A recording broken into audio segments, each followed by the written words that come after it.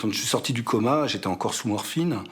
Et sous morphine, j'étais euphorique. Et je pensais que la semaine d'après, j'allais pouvoir reprendre le travail. On m'a supprimé la morphine. Et là, je me suis rendu compte de mon état.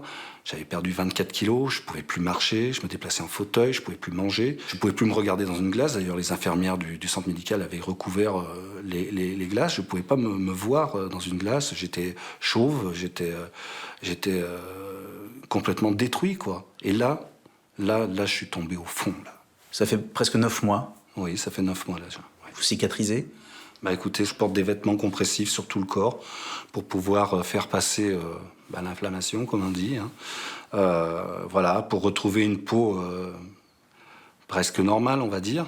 Mais ça va être très long, c'est 18 à 24 mois. Il y a beaucoup d'immolations dans le milieu du travail depuis quelques années. Est-ce que c'est ça qui vous a donné l'idée, d'entendre ça à la télé?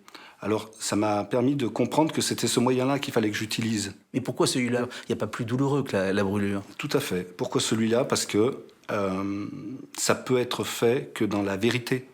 On ne peut pas être un menteur quand on fait ce genre de geste. On ne le fait pas. On le fait pour rétablir la vérité et aussi pour faire bouger les lignes, pour que les choses, elles changent. Parce que moi, mes collègues, nous subissons beaucoup. Donc il y a aussi dans l'acte de s'immoler comme une sorte de revendication politique, Tout à fait. quelque chose de spectaculaire, Oui, attirer l'attention, c'est ça. au risque de sa vie, vous le savez. Au risque de sa vie, oui. Comment se fait-il que l'amour des vôtres, que votre famille, n'ait pas pu vous empêcher de faire ça? Bien parce que je pense que quand on est dans cet état, dans ce ressenti, dans cette colère, dans cette révolte, on ne peut plus vraiment penser. On est complètement hypnotisé par le ressenti. Et c'est vrai que je ne me suis pas posé la question. Par contre, je me la pose aujourd'hui. Pourquoi vous avez fait ça? Pourquoi j'ai fait ça?